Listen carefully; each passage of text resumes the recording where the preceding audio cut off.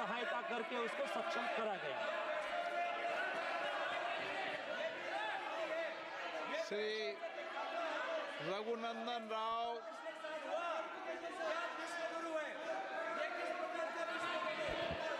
माननीय अध्यक्ष महोदय, फाइनेंस बिल के ऊपर बात करने का मौका दिया, मैं बहुत बहुत आभारी हूँ आप। माननीय प्रधानमंत्री श्री नरेंद्र मोदी जी के नेतृत्व में हमारा फाइनेंस मिनिस्टर श्री निर्मला सीतारमण जी ने 24 का फाइनेंस बजट रखते हुए इस देश के युवा के लिए, इस देश को आगे बढ़ाने के लिए, स्किल डेवलपमेंट के लिए, अनएम्प्लॉयमेंट को दूर करने के लिए मोर ट्रांसपेरेंसी के साथ ये बजट को लाया है। ये बिल में जो कॉर्पोरेट टैक्स के बारे में बार बार हमारा सांसद लोग बात कर रहे हैं, उन लोगों को मैं ये बताना चाह रहा हूँ, we brought transparency in the income tax wing and as well as in the other departments also, due to which the persons, those who respect the government, has been increased and the number of taxpayers strength has been increased in this country. Such a transparency has been brought in the income tax department, and a person who is filing the income tax don't know where and who is scrutinizing his income tax papers, and the officer also don't know where does the application came from. Such a type of transparency is brought in the income tax system, so the persons, those who are the taxpayers number has been enormously increased in this country. This clearly shows the people of this country are showing the confidence on the government which is led by the Honorable Prime Minister Shri Narendra Modi ji. माननीय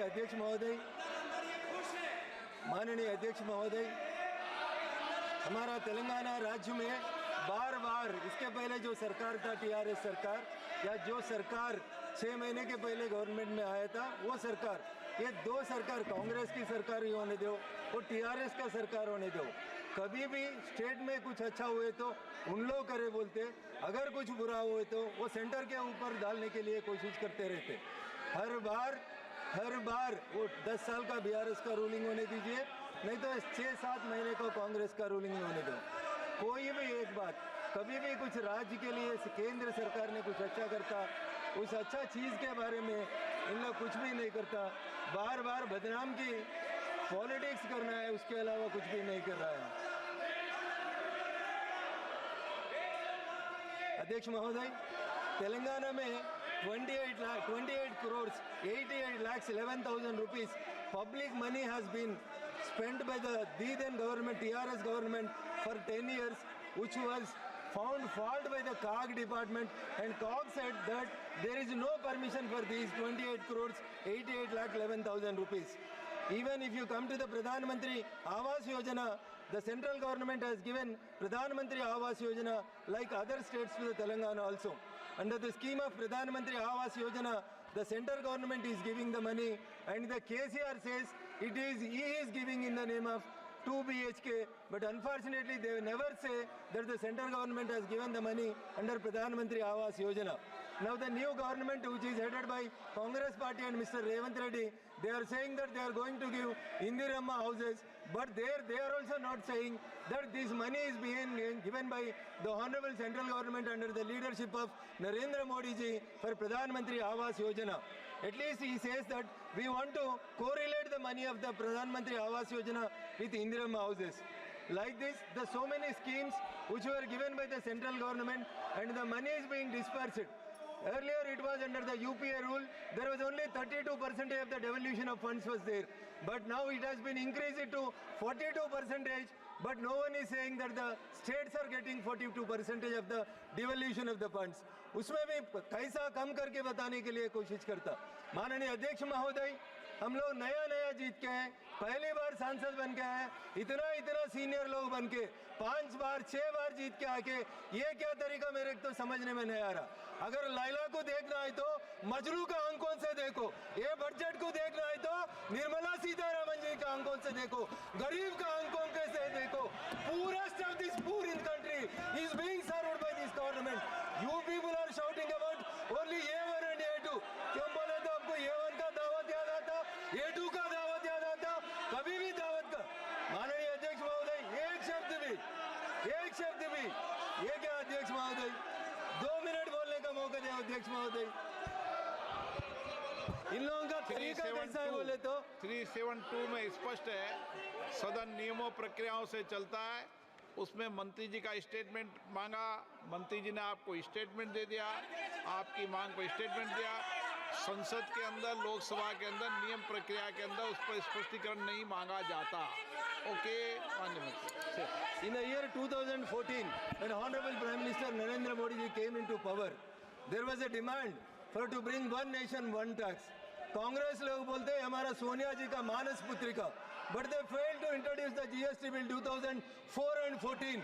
After 10 years of their governance, they can't do the act of GST, but it was brought by under the leadership of dynamic leadership of Sri Narendra Modi ji.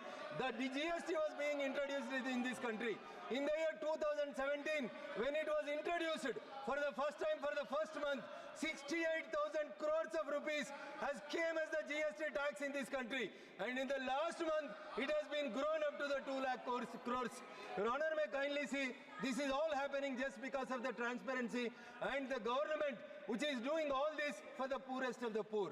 But the opposition leaders, they want to always blame the government by saying one or the other thing. माननीय अध्यक्ष महोदय, मैं एक ही शब्द बोल के बोलना चाहते हैं पप्पू यादव जी।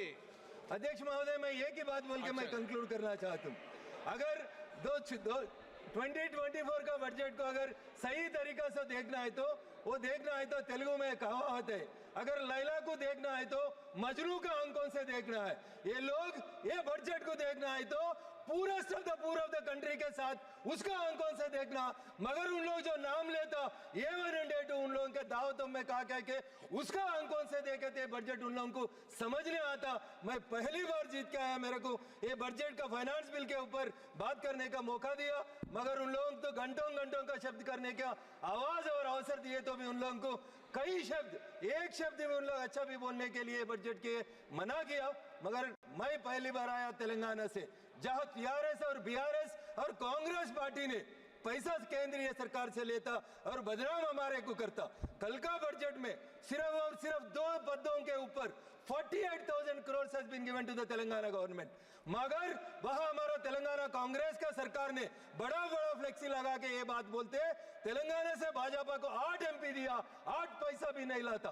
वो 7वीं क्लास पढ़ा, 5वीं क्लास पढ़ा, हमारा सीएम क्या पढ़ा मैं नहीं बोल सकता हूं, मगर जो आदमी जो बजट को सही तरीका से नहीं देख सकते उसको मैं क्या बोल सकता हूं। सर, निर्मला सीतारामन जी ने कश्मीर से लेकर कन्याकुमारी तक हर कंट्री में हर जो स्टेट है, हर स्टेट को इक्वल अपॉर्चुनिटी देके आगे बढ़ाने के लिए जो फाइनेंस बिल लगाया, फाइनेंस बजट लगाया, मैं इसको समर्थन देते हैं। मेरे को अवकाश दिया माननीय अध्यक्ष जी, मैं आपको बहुत बहुत बधाई देते विराम लेता हूं। धन्यवाद। पप्पू यादव जी, वो असाउद्दीन आप बैठ जाओ। असाउद्दीन ओवैसी जी को बोल लेने दो। Thank you, sir. आप बैठ जाओ। Sir, thank you, sir. Sir, the threshold of 2.5 lakhs under the old regime has remained unchanged since 2012 and 13. Prior to that, it was 2.40 lakhs.